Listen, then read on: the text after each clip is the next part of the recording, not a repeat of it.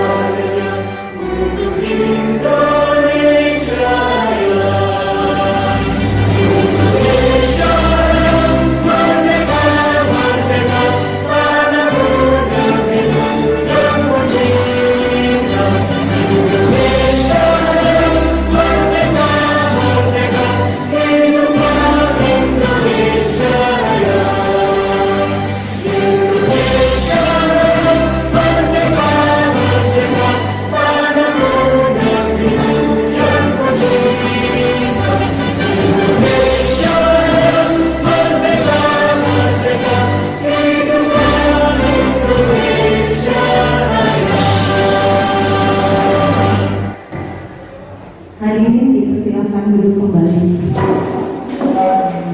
Acara yang selanjutnya yaitu doa. Untuk melancarkan acara hari ini dipersilakan kepada Ustadz Sukirman untuk memimpin doa. Pada Ustadz yang persilakan.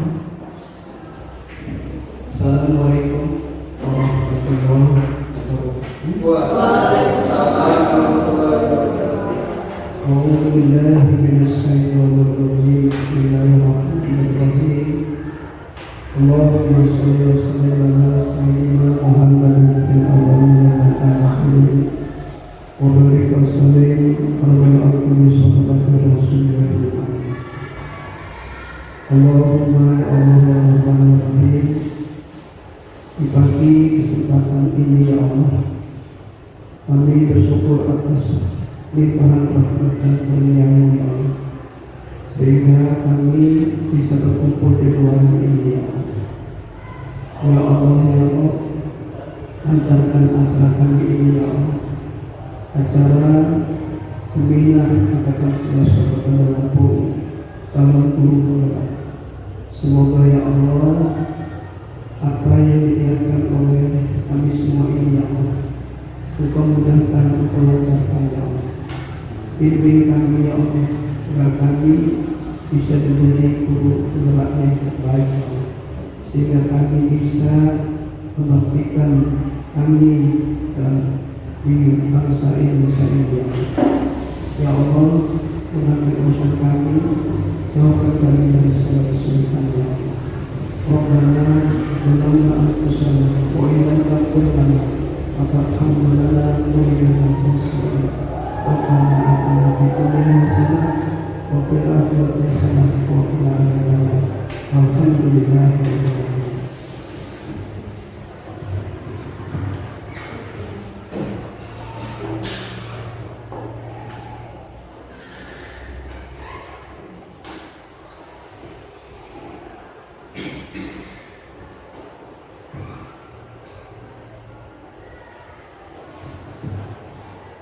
acara yang selanjutnya yaitu pembukaan dan sambutan yang akan disampaikan oleh Bapak Dr. Andes Prianto MPD selaku Wakapolres SMA Negeri 12 Bandar Lampung. Kepada Bapak kami persilakan.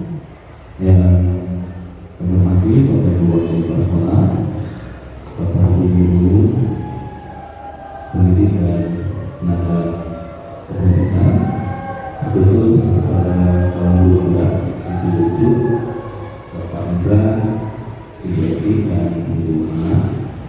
Selamat pagi semuanya.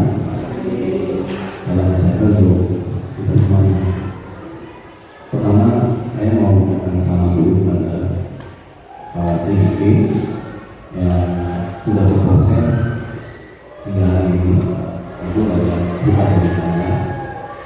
Menjadi TGP untuk mempunyai tantangan tersendiri untuk melaksanakan tugas-tugas yang dibebankan karena bersama dengan kegiatan masyarakat. Ini adalah sebuah beban. Tapi cara pandang kita bisa kita ubah menjadi sebuah seni.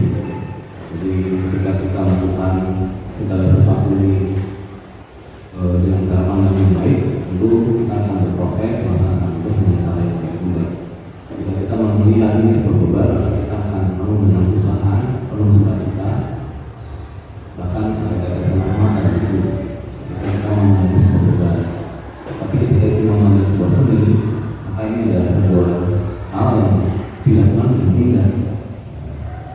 Bukan kita bisa dipandang sebuah seni untuk membawa diri, seni membawa teman. Nah, tentunya yang paling penting adalah bagaimana kita membentuk mindset kita, mindset atau berpikir kita, dan kita bisa melaksanakan tugas beban-beban yang diberikan sebagai CDP ini dengan baik, tepat waktu. Gitu. Karena memang harus dijalankan double. Di satu sisi sebagai pendidik dalam melakukan tugas mengajar di kelas dengan semua standar dipenuhi. Di sisi lain kita juga menjalankan beban, namun beban yang harus dipenuhi sebagai CDP. Ini saya bersyukur teman-teman CDP sudah berproses dan bertahan ya, tidak ada yang nyerah. Lalu hari ini kita sama-sama melaksanakan aktivitas. Harapan sekolah dalam hal ini untuk makin banyak GP guru pemuda ini makin baik karena programnya makin dengan banyak GP sekolah akan makin baik. Kenapa? Makin banyak sumber daya yang berkualitas. Tentu tidak hanya cukup berkualitas, ini sumber dayanya bisa diandalkan. Nah, saya melihatnya secara pribadi adalah ketika ada GP atau CDP, mereka punya habit yang berbeda. Habit ini perlu diimbaskan ke teman-teman lain yang bukan CDP, sehingga mereka semua meskipun bukan GP, bukan CDP, mereka berperilaku seperti GP dan seperti hidup di zaman sekarang kan tantangannya cukup banyak. Ini kompetitor kita banyak banget. Lalu kita juga dituntut dengan era digital, semua cepat, harus dilalui dengan cepat dan seterusnya. Kita kadang-kadang membuat kita terburu-buru. Nah, akibatnya ada interaksi sosial yang tidak terkontrol. Interaksi sosial tidak terkontrol misalnya ada tingkah laku, lisan yang secara tidak sengaja kita melukai teman. Kalau orang sudah terluka, biasanya dia akan berpotensi melukai orang lain lagi. Misalnya kan ada pasangan suami istri mau kerja, mereka bertengkar, lalu sampai di sekolah dia akan memarahi siapa saja yang temui yang dianggap lemah. Ini yang ada di interaksi sosial kayak gitu. Sebenarnya kita biasanya kalau nggak bisa melawan yang itu, maka kita akan cari orang yang lebih lemah, maka kita marahi dia. Nah, ini yang berpotensi merusak budaya positif. Dengan GP maupun GP, saya melihatnya mereka lebih pantang dalam hal kontrol diri, self kontrolnya lebih baik ketimbang yang kurang. Maka harapannya teman-teman GP dan teman-teman GP bisa mengimbaskan bagaimana nih mengelola diri, ya, self manajemennya bisa baik, self kontrolnya bisa baik.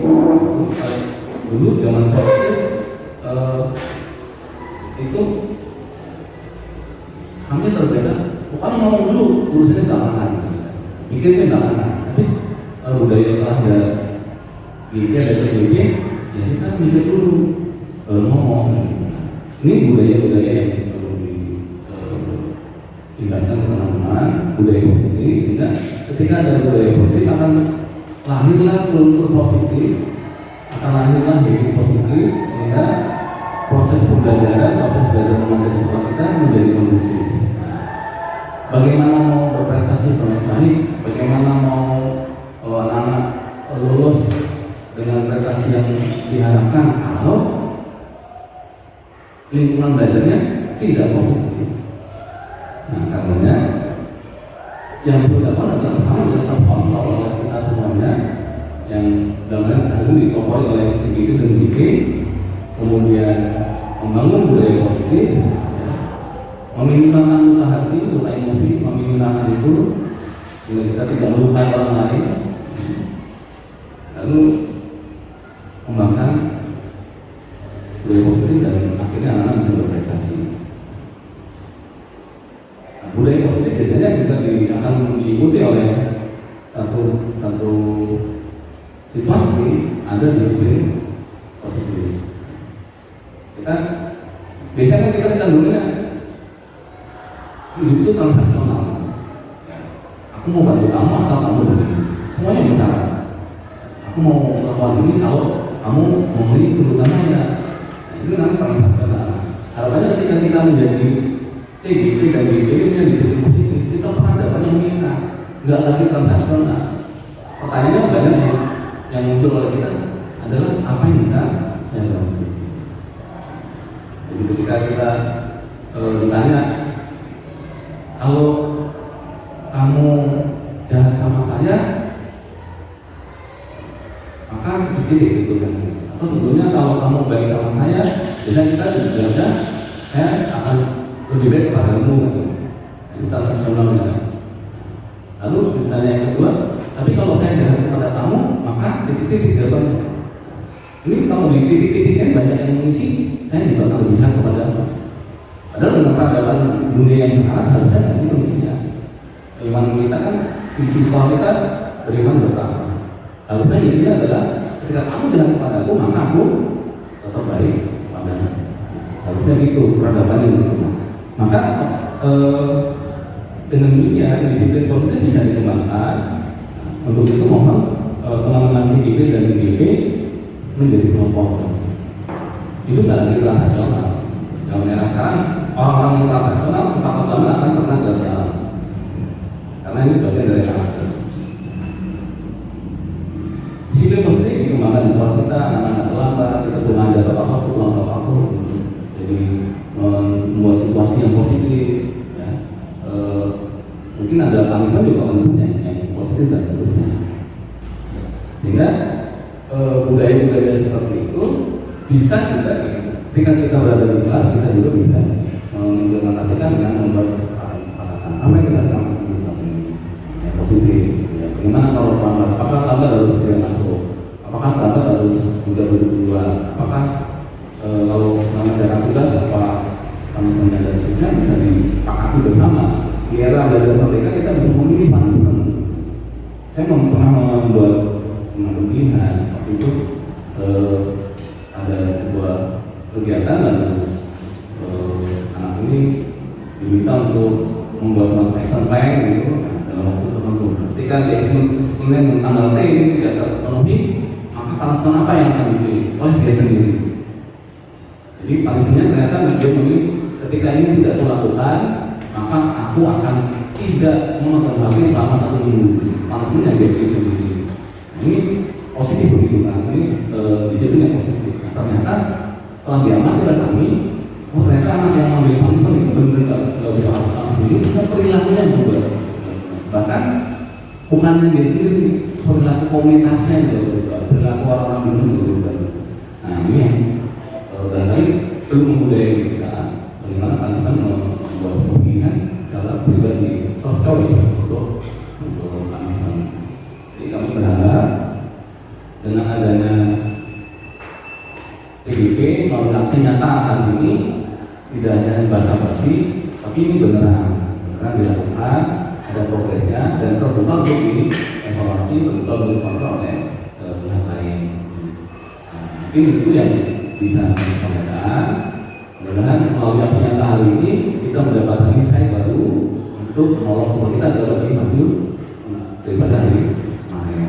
Ya, jadi hari ini dibutuhkan oleh hari kemarin, tapi hari besok dibutuhkan hari ini. Kita hanya flashback ke belakang, tapi kita lihat masa depan yang lebih baik, sehingga dengan CGP dan BP menjadi perubahan sekolah kita. Demikian yang saya boleh sampaikan. Terima kasih atas perhatiannya, dan dengan demikian secara resmi acara hari ini aksi nyata CGP dan CGP ya, asal sekolah SMA Negeri 12 Bandung resmi dibuka. Terima kasih kepada Bapak Dr. Agus Supriyanto yang sudah membuka dan memberi sambutan untuk acara ini. Acara selanjutnya adalah pemaparan materi dari CGP SMA Negeri 12 Bandar Lampung.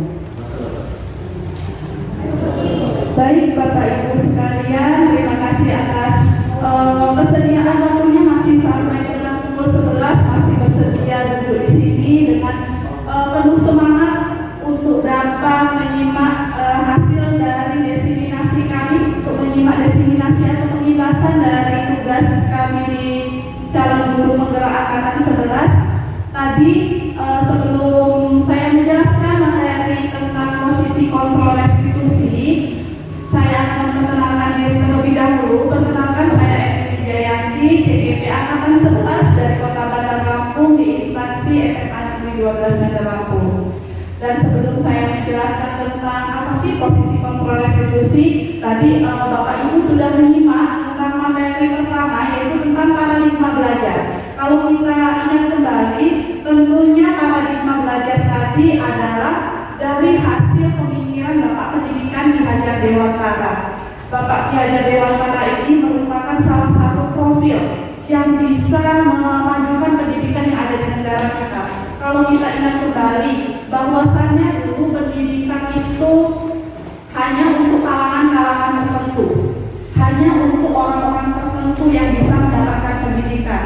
Nah, setelah dipelajari atau dikemukakan oleh Bapak kita Ki Hajar Dewantara, ternyata pendidikan itu tidak hanya untuk kalangan tertentu. Semua kalangan itu wajib mendapatkan pendidikan. Sehingga dengan sekarang adanya kurikulum merdeka yang mana anak diberikan kebebasan dalam menentukan arah mana yang mereka mau. Jadi ibarat kita seorang pendidik itu diibaratkan sebagai seorang petani. Kita akan menanam padi, kita pasti akan menumbuhkan padi. Bagaimana cara kita menumbuhkan padi tersebut? Tentu dengan berbagai macam teknik ataupun cara. Yang mana teknik atau cara ini yang nantinya akan menentukan kita bahwa padi nanti akan tumbuh subur, tumbuh baik atau tidak. Tapi kita tidak bisa memaksakan padi untuk tumbuh menjadi jagung seperti itu. Padi tumbuh menjadi jagung seperti itu. Jadi di sini kita hanya bisa menuntun anak sesuai dengan kodratnya. Nah, tadi juga sudah dipaparkan pula tentang disiplin positif. Yang mana disiplin positif ini tentunya sangat diperlukan dalam dunia pendidikan. Kenapa?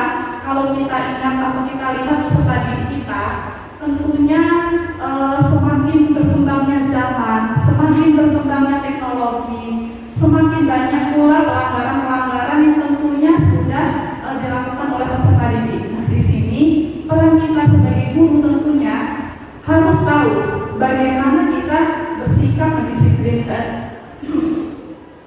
Bagaimana kita harus tahu bersikap mendisiplinkan peserta didik kita atau anak didik kita, supaya apa? Supaya ketika mereka nantinya, ketika tumbuh dewasa, mereka bisa belajar dari kesalahan yang mereka perbuat. Nah, selanjutnya tadi juga sudah dipaparkan tentang 3 motivasi perilaku manusia, bahwasannya setiap manusia peserta didik tentunya punya motivasi dalam bertindak. Kemudian yang terakhir tadi juga dijelaskan tentang kebutuhan dasar manusia. Ternyata peserta didik kita melakukan tindakan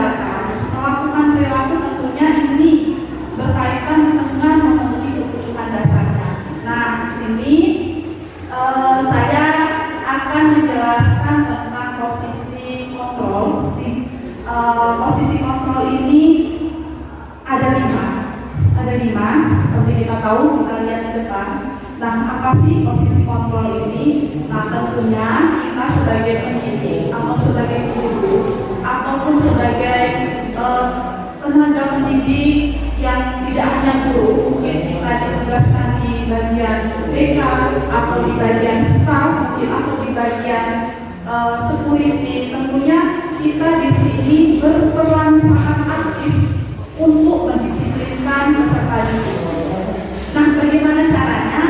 Tentunya kita punya posisi kontrol yang mana yang seharusnya kita terapkan kepada peserta didik dengan beragam macam karakter yang mereka punya, dengan beragam macam kebutuhan yang mereka inginkan, sehingga apa yang kita lakukan, apa yang kita posisikan untuk peserta didik ketika tidak atau melanggar kedisiplinan yang tentunya sudah diterapkan di sekolah tidak berefek negatif atau tidak berimbas negatif di masa depan anak-anak kita.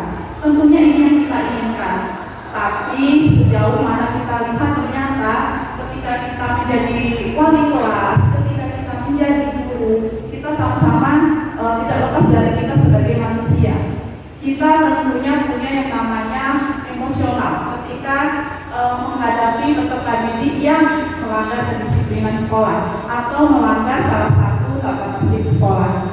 Nah, tentunya di sini kita harus berperan sebagaimana tugas kita sebagai guru yang nantinya diharapkan peserta didik kita tadi yang melanggar kedisiplinan, yang melakukan pelanggaran tata tertib itu nantinya berpengaruh yang sangat baik untuk masa depan anak-anak kita.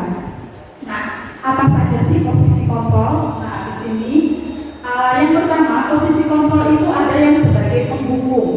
Nah, ini tentunya sangat banyak sekali ya Bapak Ibu guru. Kita lihat bahwasannya seorang guru atau seorang pendidik masih menerapkan posisi penghubung dalam mendisiplinkan anak-anak kita.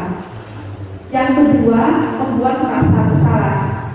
Ini pun masih banyak Bapak Ibu saya temui atau kita temui bahwasannya ketika kita mendisiplinkan peserta didik kita itu masih memakai pembuat merasa bersalah. Yang ketiga, ini sebagai teman.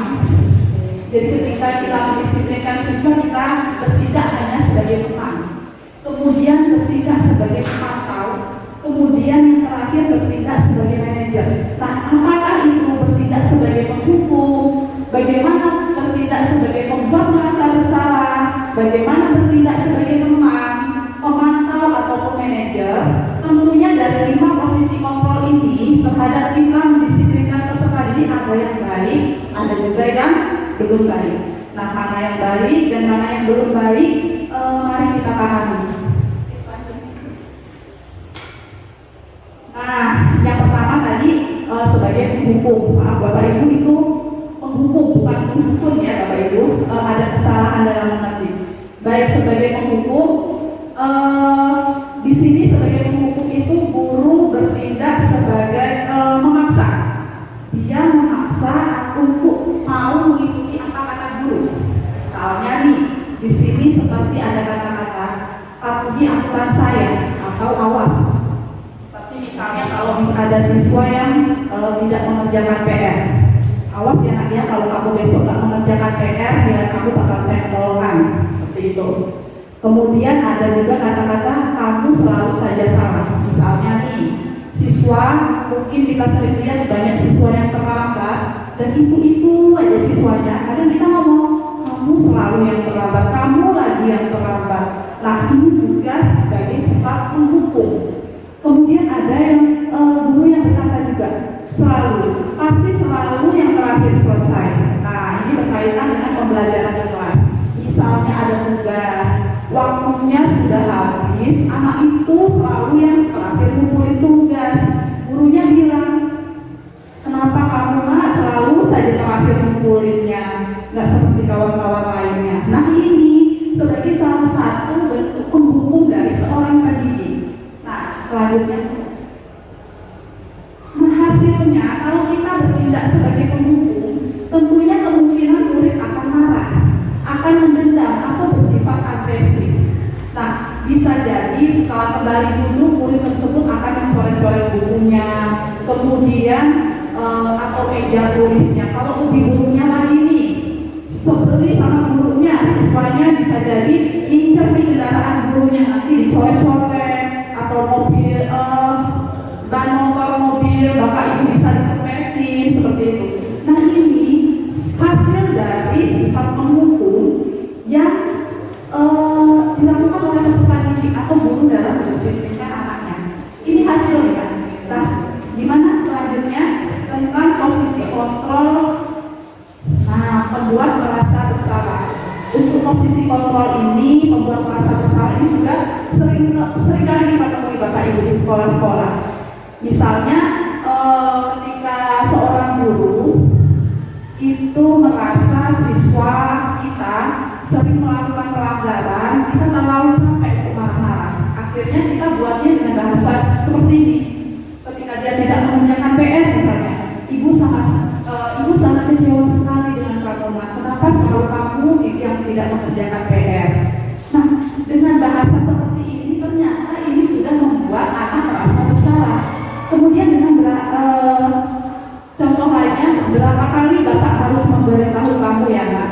Sudah dinasehati berkali-kali, tapi masih dilakukan pelanggaran lagi, sehingga selalu bilang, nah kamu lagi yang buat salah, kamu lagi melakukan ini. Nah ini juga akan membuat peserta didik merasa bersalah. Kemudian bisa juga dengan bahasa sebetulnya, nah gimana coba kalau orang tua kamu tahu kamu berbuat begini. Nah ini sering sekali terjadi di dalam kelas. Nah, orang tuamu sudah bayar mahal-mahal kamu sekolah. Coba kamu hitung berapa biaya sekolahmu setiap bulan. Belum ongkos bensinnya, belum kuotanya, belum uang jajannya. Kamu gak kasihan pada orang tuamu. Nah ini juga merupakan suatu posisi kontrol seorang guru yang membuat peserta didiknya merasa bersalah. Sehingga nanti ketika posisi ini diterapkan, maka akan menghasilkan selanjutnya Bu Ana, akan menghasilkan murid akan merasa bersalah telah mengecewakan ibu atau bapak gurunya, mengecewakan orang tuanya. Murid akan menjadi orang yang gagal dan tidak sanggup membahagiakan orang lain. Kadangkala sikap seperti ini lebih berbahaya dari sikap penghukum. Kenapa lebih berbahaya? Pendam sendiri perasaannya. Saya ini salah terus loh di mata guru, saya ini salah terus loh di mata orang tua. Jadi dia pendam sendiri. Kalau misalnya ini sampai meledak, ya itu akan bisa lebih berbahaya. Sifatnya kan tidak dikeluarkan. Nah, karena emosi akan tertanam rapat di dalam, murid menahan perasaan. Jadi kalau penghukum tadi langsung dikeluarkan, kalau untuk yang merasa bersalah ini dipendam. Tapi justru ketika dipendam akan lama sembuhnya dan akan teringat terus seperti itu. Nah, posisi kontrol yang ketiga itu adalah sebagai teman, dan ini juga seringkali kita temui ya Bapak Ibu, sebagai seorang guru ketika kita melihat anak didik kita melakukan pelanggaran atau kedisiplinan terhadap tata tertib, kadang guru berkata gini, ayo bantulah demi Bapak ya, atau ayo ingat tidak bantuan Bapak selama ini. Ya sudah, lain kali ini tidak apa-apa, nanti Ibu bereskan. Nah, artinya di sini sikap kita sebagai teman terhadap peserta didik, yang mana ketika kita bersikap sebagai teman kepada peserta didik, tentunya hasil yang diperoleh akan hasilnya murid akan merasa senang dengan akrab dan akrab dengan guru. Tapi ini ada juga dampak negatifnya. Walaupun ini merupakan ada dampak positifnya, tapi juga punya dampak negatif. Apa dampak negatifnya? Dia selalu ketergantungan dengan guru tersebut. Nggak apa-apa, saya nggak kerjain PR, gurunya baik kok. Paling nggak dihukum, hanya dikasih tahu besok supaya tidak melakukan lagi. Kemudian bila ada masalah, dia akan merasa bisa mengandalkan guru tersebut untuk membantunya. Nah, biasanya ini dengan wali kelas ya, ketika ada peserta didik yang melakukan kesalahan atau pelanggaran tata tertib, wali kelasnya bisa bersikap sebagai teman. Untuk apa?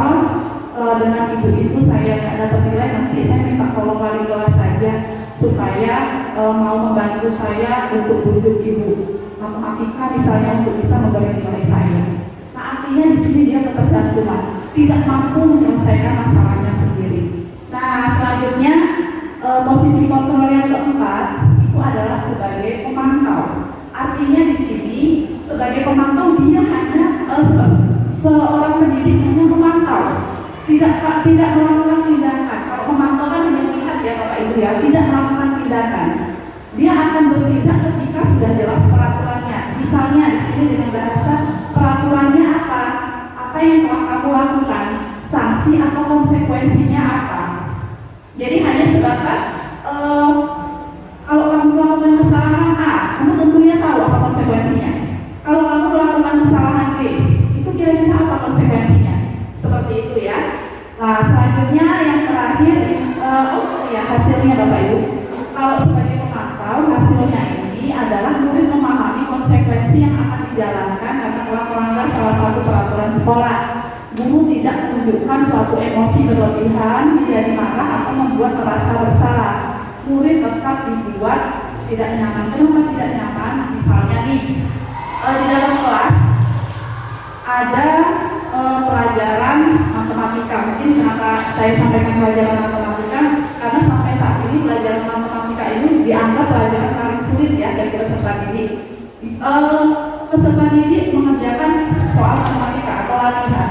Dia akan mengerjakan ketika dipantau sama gurunya di kelas. Nah, kalau gurunya tiba-tiba izin ke toilet atau izin ke kantor, ternyata anak tidak mengerjakan PR-nya atau tidak mengerjakan tugasnya. Nah, di sini dia memang tahu melanggar peraturan, tetapi dia merasa tidak nyaman kalau ada gurunya. Dia akan mengerjakan tugas kalau ada gurunya. Kalau nggak ada, mereka akan tidak mengerjakan tugasnya. Jadi di sini ada motivasi ekstrinsik yang motivasi yang dimiliki siswa untuk mengerjakan sesuatu. Oke, selanjutnya. Nah, yang terakhir ini adalah posisi manajer. Apa sih posisi manajer ini? Nah, posisi manajer ini posisi paling tinggi dari seorang pendidik untuk melakukan pendisiplinan kepada peserta didik atau melakukan pendisiplinan atas pelanggaran tata tertib yang sudah diberikan oleh gurunya. Nah, ini nantinya sebagai manajer ini akan dibahas lebih lanjut di penerapan segitiga restitusi. Di sini saya jabarkan sedikit tentang bagaimana ketika kita berperan sebagai manajer, apa sih kata-kata yang harus kita ucapkan. Misalnya di sini apa yang kita yakini, kembali ke keyakinan kelas. Apakah kamu meyakini? Jika kamu meyakininya, apakah kamu bersedia memperbaikinya? Jika kamu memperbaiki ini, hal ini menunjukkan apa tentang dirimu? Apa rencana kamu untuk memperbaiki hal ini? Artinya, kita menumbuhkan motivasi intrinsik yang ada dalam peserta didik, yaitu motivasi yang ada dalam dirinya sendiri untuk mengubah perilaku atau sikap yang tidak disiplin yang dilakukan oleh peserta didik. Nah, selanjutnya Bu, hasilnya ya. Pada posisi manajer, maka suara guru ini, belum hasilnya ya Bapak Ibu. Di sini sebagai posisi manajer, suara guru ini sebaiknya lurus. Tidak perlu marah, tidak perlu meninggikan suara, apalagi menunjuk-nunjuk jari ke murid, berpacak pinggang atau bersikap seolah-olah menyesal. Tampak sedih sekali akan perbuatan murid ataupun bersendal gurau menempatkan diri sebagai posisi teman seperti itu. Nah, posisi manajer ini guru akan mengembalikan tanggung jawab pada murid untuk mencari jalan keluar permasalahannya, tentu dengan bimbingan guru seperti itu. Nah, selanjutnya Bapak Ibu, sebelum saya ke motivasi eksternal dan motivasi intrinsik, boleh ditonton video yang sudah saya buat. Nah, untuk lebih memahami peran seorang pendidik di kelima posisi yang saya jelaskan tadi, ada video yang mungkin bisa menjelaskan mana yang sebagai posisi penghukum, posisi pembuat rasa bersalah, posisi teman ataupun posisi pemantau. Nah, yang posisi penghukum duluan, coba disimak. Ini sebagai posisi penghukum.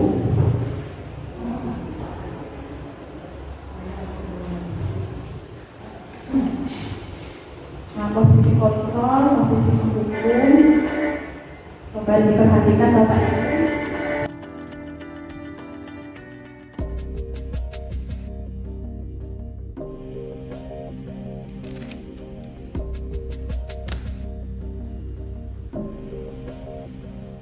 Naren! Sini kamu! Selamat pagi, Bu. Selalu terlambat. Kamu deh, pasti terlambat. Maaf, Bu. Saya... Apa? Apa coba? Alasan kamu apa lagi? Kapan sih kamu tidak terlambat? Malas sekali ya kamu jadi anak. Saya... Dasar pemalas. Gak kapok-kapok sih kamu. Sudah berapa kali terlambat? Sana, kamu keliling lapangan basket 2 kali. Kenapa saya harus keliling lapangan basket, Bu? Kenapa? Kamu mau lawan ibu? Berani-beraninya jawab. Sudah terlambat, masih berani jawab pula. Sekarang, keliling lapangan basket 5 kali sekalian. Biar kapok. Cepat. Pergi sana ke lapangan basket. Nah, Bapak Ibu, tadi sudah 4 video yang kita tonton. Sekarang video terakhir yaitu tentang posisi sebagai manajer. Nah, dari dilihat posisi terakhir sebagai seorang guru kontrol manajer.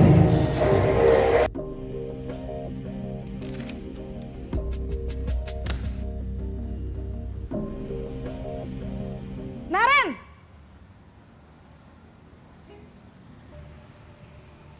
Selamat pagi, Bu. Selamat pagi, Naren. Maaf, Bu. Saya terlambat. Iya, sekolah masuknya jam 7, sekarang sudah jam 7.20. Jadi sekarang bagaimana ini, Naren? Maaf, Bu. Saya lupa setel alarm saya semalam. Baiklah, menurut kamu, keyakinan sekolah yang mana yang perlu kamu tingkatkan? Menghargai diri sendiri dan orang lain mungkin ya, Bu. Setuju. Jadi, apakah Naren meyakini prinsip saling menghormati tersebut?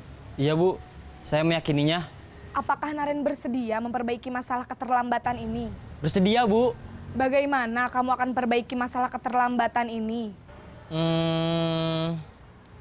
Saya akan coba untuk tidak lupa menyetel alarm saya, Bu. Baik, kalau Naren lupa menyetel alarm di rumah, ada orang yang kira-kira bisa bantu mengingatkan tidak? Ada, Bu. Kakak saya, Kak Ema. Ada lagi selain Kak Ema? Selain Kak Ema, ada ibu saya. Baik, jadi yang mengingatkan Naren adalah Kak Ema dan ibu kamu ya? Kira-kira akan mulai setel alarm kapan nih, Naren? Setelah pulang sekolah, akan segera saya lakukan. Baik, jadi Naren akan setel alarm untuk bangun besok pagi dan akan diingatkan oleh kakak dan ibunda Naren ya. Ada lagi yang mungkin perlu dilakukan, Naren? Agar tidak terlambat bangun lagi. Tidak ada, Bu. Baik, Naren. Terima kasih untuk kerjasama kamu. Sekarang kamu perlu kembali ke kelas untuk belajar. Baik, Bu. Terima kasih. Demikian Bapak Ibu video tentang 5 posisi kontrol yang bisa diterapkan oleh guru atau pendidik dalam mendisiplinkan peserta didiknya. Nah, dari kelima posisi kontrol tersebut, Bapak Ibu, ternyata ada yang bisa membuat identitas peserta didik menjadi gagal atau bisa juga menjadi berhasil atau sukses. Nah, posisi mana yang menyebabkan identitas gagal? Yang mana perilaku kontrolnya itu dikatakan negatif, yaitu sebagai penghukum dan membuat merasa bersalah. Yang tadi saya sampaikan, ternyata dengan kita bertindak sebagai penghukum dan bertindak sebagai membuat merasa bersalah akan mendapatkan efek kedepannya peserta didik kita akan merasa tidak berkembang atau merasa bahwa dirinya ini tidak mampu menyelesaikan permasalahan yang ada dalam dirinya, sehingga akan membekas sampai dia selesai sekolah, sampai peserta didik kita dewasa. Nah, sedangkan sebagai identitas sukses atau perilaku kontrol yang positif itu ada 2, yaitu sebagai teman dan pemantau.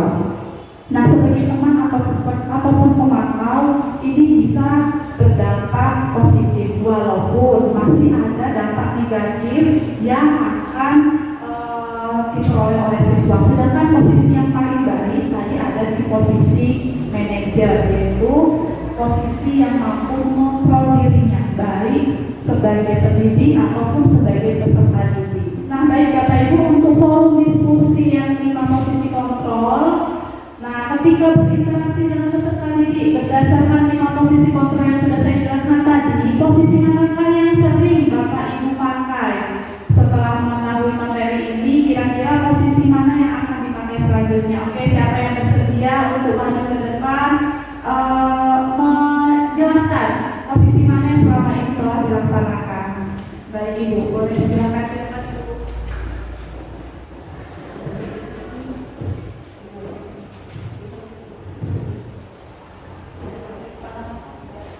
Kenalkan, nama saya Nurmaya. Saya di sini biasanya sebagai penghukum, tapi setelah saya mendengar penjelasan Ibu, saya akan berlaku sebagai seorang manajer. Terima kasih.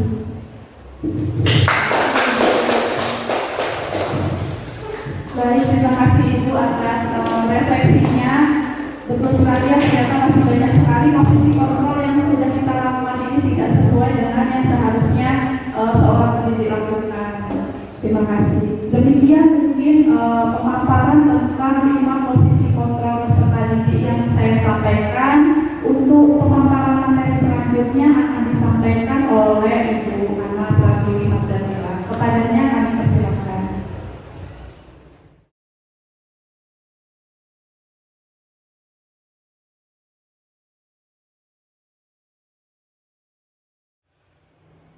Baiklah, saya akan melanjutkan materi tentang keyakinan kelas yang tadi sudah disampaikan oleh Bu Esti. Assalamualaikum warahmatullahi wabarakatuh. Perkenalkan, saya Ana Magdalena, CGP Angkatan 11. Langsung saja kita akan melanjutkan materi tentang keyakinan kelas. Mengapa keyakinan kelas? Kenapa sih tidak peraturan kelas? Keyakinan kelas itu membuat seseorang lebih tergerak dan bersemangat untuk menjalankan keyakinannya daripada hanya sekedar membentuk peraturan. Kalau keyakinan membuat kita yakin dan semangat, tetapi kalau peraturan kita hanya menjalankan peraturan yang ada. Pembentukan keyakinan kelas atau keyakinan sekolah.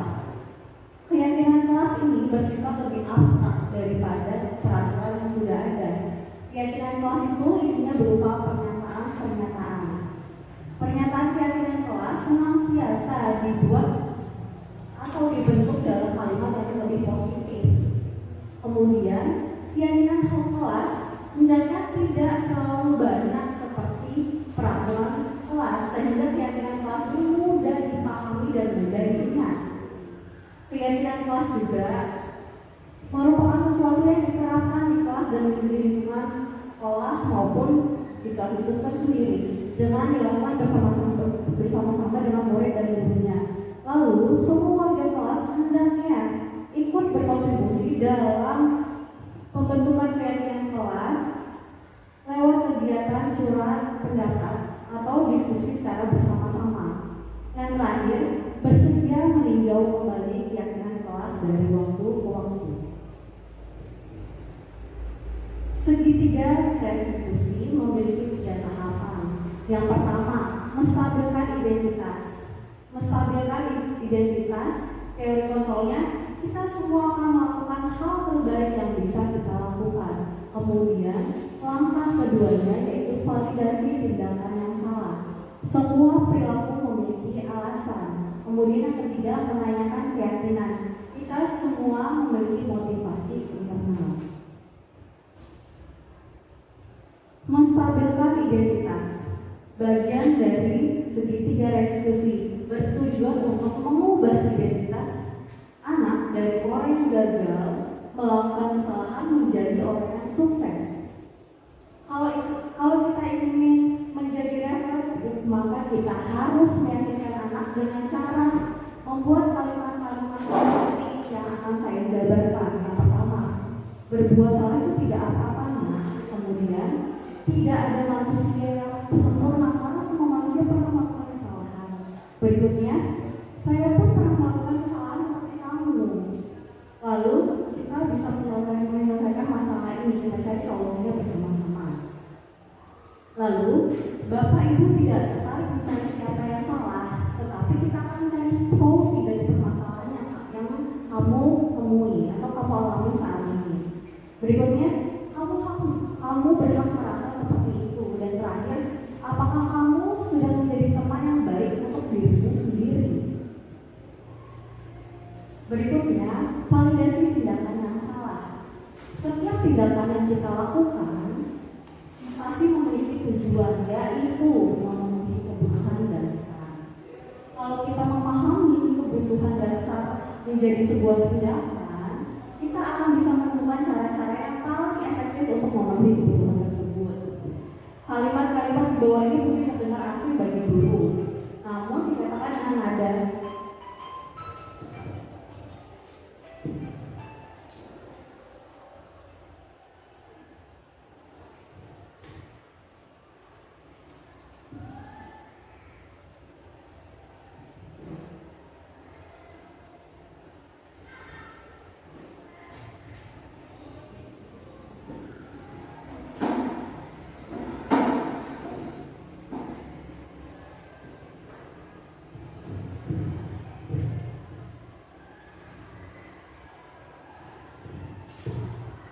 Baik, saya akan melanjutkan. Validasi tindakan yang salah. Setiap tindakan yang kita lakukan itu pasti memiliki tujuan, yaitu memenuhi kebutuhan dasar. Kalau kita memahami kebutuhan dasar, apa yang mendasari sebuah tindakan, kita akan bisa menemukan cara-cara yang paling efektif untuk memenuhi kebutuhan tersebut. Kalimat-kalimat di bawah ini mungkin terdengar asing bagi guru, namun kita bila dikatakan dengan nada dan tanpa menghakimi akan memvalidasi kebutuhan mereka. Percakapannya seperti ini. Padahal kamu bisa melakukan hal yang lebih buruk daripada ini. Kamu pasti punya alasan mengapa melakukan hal tersebut. Percakapan berikutnya. Kamu patut bangga pada dirimu sendiri karena telah terlindungi sesuatu yang penting buatmu. Kamu boleh mempertahankan sikap itu, tapi kamu harus menambahkan sikap yang baru. Langkah yang terakhir, langkah ketiga, yaitu menanyakan keyakinan.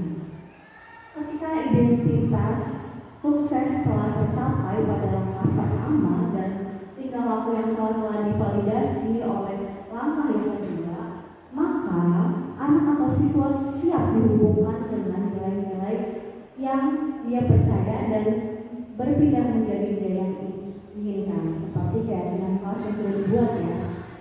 Pertanyaan-pertanyaan di bawah ini menghubungkan keyakinan anak dan keyakinan kelas atau keyakinan sekolah maupun keyakinan yang ada di keluarga.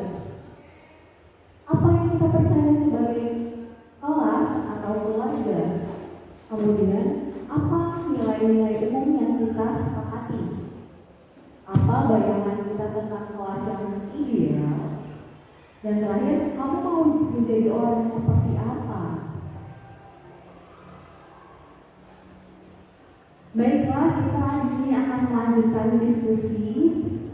Baik, langsung saja slide berikutnya. Oke, silakan perhatikan slide yang tertampil di depan. Kita akan mulai diskusi ya, silakan diperhatikan. Jawab pertanyaan yang sudah ada di depan slide yang ditampilkan di depan. Guru melakukan percakapan seperti ini. Ibu tidak menyalahkan kamu, tetapi ibu ingin membantu kamu mencari solusi dari permasalahan ini. Kamu tentu punya alasan mengapa kamu belum mengerjakan tugasnya. Nah, berdasarkan percakapan tersebut, kira-kira termasuk langkah segitiga restitusi yang mana, Bapak Ibu? Langkah yang pertama menstabilkan identitas, atau langkah kedua memvalidasi tindakan yang salah,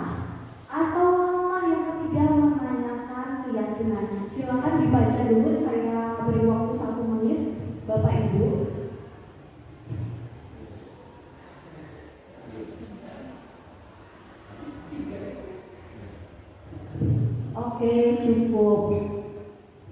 Dari percakapan tersebut, kira-kira siapa yang menyampaikan termasuk langkah segitiga restitusi yang mana?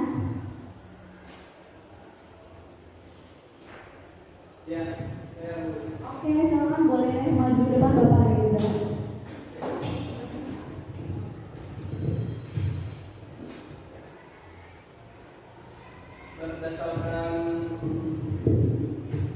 berdasarkan percakapan tersebut termasuk langkah segitiga restitusi yang langkah 2, betul ya Bu ya, memvalidasi tindakan yang salah. Baik, terima kasih Bapak Reza, boleh duduk kembali.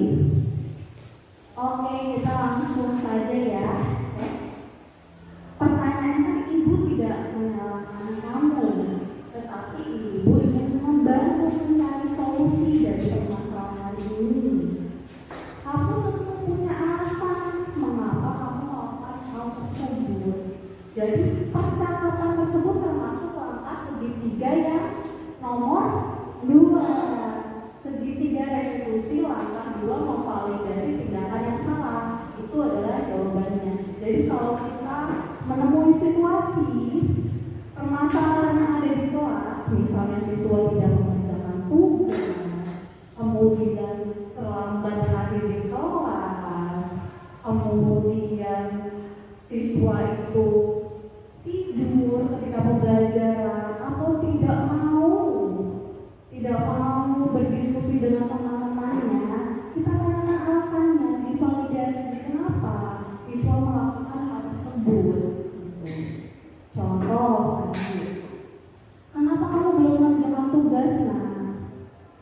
Kemudian siswanya menjawab, maaf ibu, saya belum mengerjakan tugas karena saya dispen, misalnya mengikuti kegiatan paskibraka. Jadi boleh tidak bu saya mengumpulkan tugasnya di hari berikutnya atau minggu depan? Itu kan kita mencari solusi dari permasalahan yang ada ya Bapak Ibu. Kemudian kita lanjutkan lagi, ada permasalahan anak datang terlambat, kita tanyakan alasannya. Maaf bu, semalam saya begadang main games. Itu kan salah ya, namanya siswa bermain games sampai malam sehingga terlambat bangun. Kemudian ditanyakan alasannya, kenapa? Saya bosan bu, di sekolah belajar sampai sore, jadi main games terus. Oke, dari situ kan kita tanyakan, dari tindakan kamu tuh kurang salah atau tidak betul bu, saya tidak bisa membagi waktu. Baik, seharusnya bagaimana nomornya? Saya jawab, sepertinya besok kalau lebih dari jam 10 saya sudah tidak memegang HP lagi, tidak bermain games, tidak membuka sosial media, tetapi saya langsung tidur karena besok pagi akan sekolah sehingga tidak terlambat hadir ke sekolah begitu, Ibu. Oke, berikutnya. Nah, sekarang kita akan membedakan mana itu hukuman dan konsekuensi. Oke, saya beri dulu ya. Hukuman itu biasanya bersifat fisik. Kalau konsekuensi itu tindakan dari pembelajaran yang dilakukan dalam proses pembelajaran. Oke, contoh. Silakan diperhatikan di depan. Saya bacakan tindakan gurunya. Mencatat 100 kali di dalam buku kalimat, saya tidak akan terlambat lagi karena datang ke sekolah. Dibaca dulu ya. Kemudian yang kedua, berdiri di depan kelas sambil mengangkat kaki 1 karena tidak menjawab pertanyaan. Ya. Kehilangan 10 menit jam istirahat untuk mengerjakan tugas karena terlambat datang dan tertinggal pelajaran 10 menit. Dan terakhir, lari mengelilingi lapangan basket selama 2 kali karena terlambat 10 menit di pelajaran PJOK. Oke, kita sama-sama akan berdiskusi menentukan mana yang hukuman dan mana yang konsekuensi. Oke, yang pertama, mencatat 1000 kali di dalam buku kalimat, saya tidak akan terlambat lagi karena terlambat ke sekolah. Jadi saya tidak akan terlambat lagi menuliskan di dalam buku kalimat, kira-kira hukuman atau konsekuensi Bapak Ibu?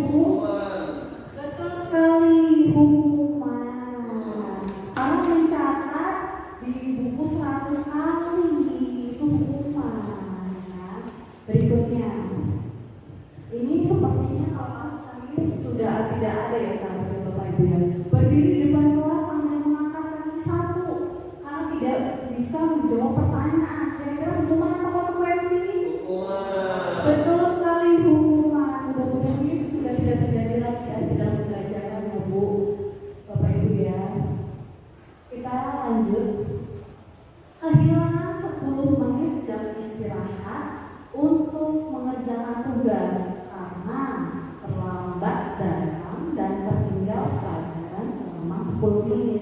Jadi intinya siswa itu kehilangan waktu 10 menit karena terlambat. Kira-kira hukuman atau konsekuensi? Konsekuensi, betul sekali. Dan terakhir, kasusnya hampir mirip tapi coba dicermati secara baik-baik. Lari mengelilingi lapangan basket 2 kali.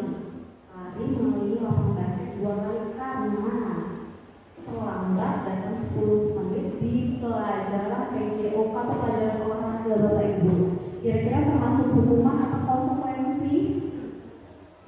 Kira-kira termasuk hukuman atau konsekuensi mengelilingi lapangan 2 kali karena terlambat 10 menit.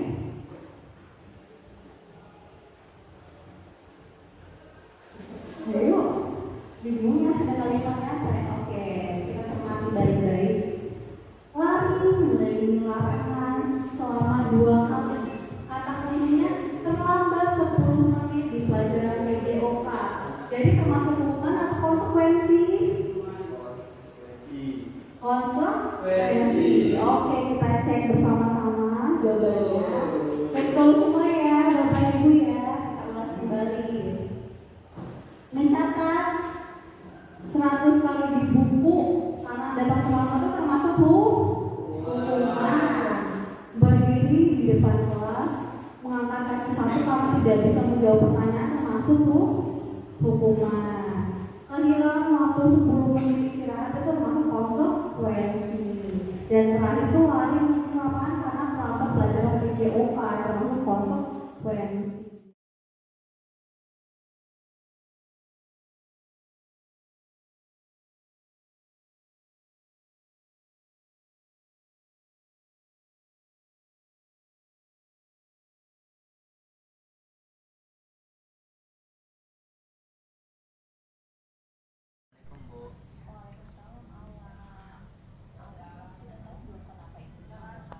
Sudah Bu, karena saya belum mengerjakan tugas dari Ibu. Saya minta maaf ya Bu. Tidak apa-apa, semua orang pernah melakukan kesalahan. Kamu bukan satu-satunya siswa yang pernah melakukan kesalahan. Aku tidak menyalahkan kamu, Awan, tetapi Ibu ingin membantu kamu mencari solusi dari permasalahan ini. Kamu tentu punya alasan yang kenapa kamu tidak mengerjakan tugas. Saya mengantuk Bu. Semalam saya bermain HP dan membuka sosial media dan bermain games. Ibu tahu bermain HP itu sangat menyenangkan, tetapi kamu harus mengerjakan tugas tepat waktu. Kalau tidak, kamu bisa merugikan diri sendiri. Kamu tidak mendapatkan nilai dan kamu tidak mendapatkan pengetahuan. Adakah cara yang bisa dilakukan agar kamu bisa mengerjakan tugas tepat waktu? Ada Bu, saya harus bisa mengatur waktu bermain sosial media. Saya juga harus fokus saat pembelajaran di kelas, fokus mengerjakan tugas yang diberikan Ibu, dan disiplin mengumpulkan tugas tepat waktu. Baik, kamu sudah menemukan solusinya. Kapan kamu akan memulainya? Mulai besok Bu. Oke, ingat keyakinan kelas yang telah kita sepakati bersama. Masih ingat Bu, mengerjakan tugas dengan baik dan menghormati guru. Benar sekali Awan, mari kita menerapkan keyakinan kelas dan keyakinan sekolah yang telah kita sepakati bersama. Selanjutnya kamu ingin menjadi siswa seperti apa? Saya ingin menjadi siswa yang berkarakter baik dan menghargai orang lain. Ibu yakin Awan bisa menanamkan nilai-nilai kebajikan yang baik. Ibu juga yakin kamu bisa mengatur waktu dengan bijak, disiplin mengerjakan tugas dan mengumpulkan tugas tepat waktu. Baik Bu, terima kasih. Sama-sama Awan, silakan. Saya Awan. Saya senang tidak mendapatkan hukuman. Saya mendapatkan solusi dari masalah saya, yaitu tidak mengerjakan tugas tepat waktu. Saya diberi kesempatan untuk memperbaiki kesalahan saya dengan berkomitmen mengatur batas waktu bermain sosial media, disiplin mengerjakan dan mengumpul tugas tepat waktu. Terima kasih Bu Ana.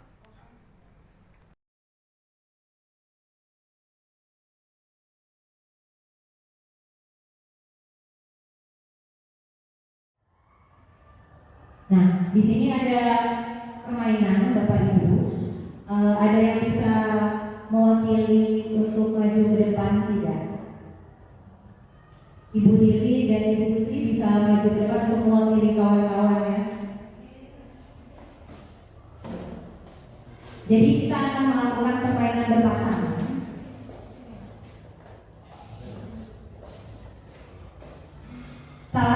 dari Ibu Dili atau Ibu Gusri bisa mengepalkan tangan sekuat-kuatnya. Dan salah satunya lagi itu berusaha merayu, membujuk atau marah. Bagaimana caranya sampai temannya membuka kepalan tangannya? Iya. Ibu Dili yang mengepalkan tangan berarti Ibu Gusri yang merayu. Silakan Ibu Gusri.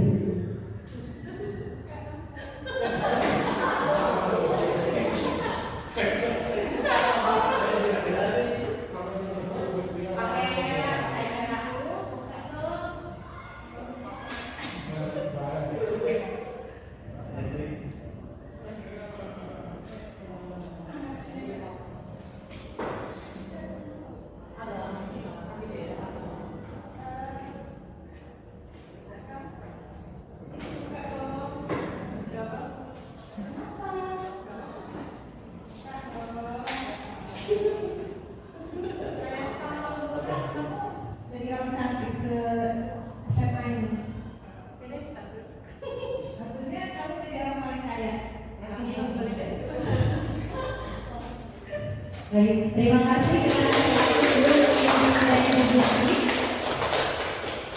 Jadi kalau dikaitkan dalam pengalaman dan pembelajaran bahwa jika pas Ibu Dili itu mengepalkan tangan, anggaplah Ibu Dili itu akan menjaga sesuatu yang berharga. Nah, itu pengepalan tangan. Ketika Bu Gusri itu merayu dengan berbagai cara, artinya Ibu Gusri ingin supaya sesuatu yang berharga itu dilepaskan oleh Ibu Dili. Sekarang sebagai umat baik, pertanyaan saya, Ibu Dili, ketika Ibu Dili membuka tangan, itu atas paksaan dari Ibu Gusri atau kemauan Ibu Dili sendiri? Ya, betul. Kemudian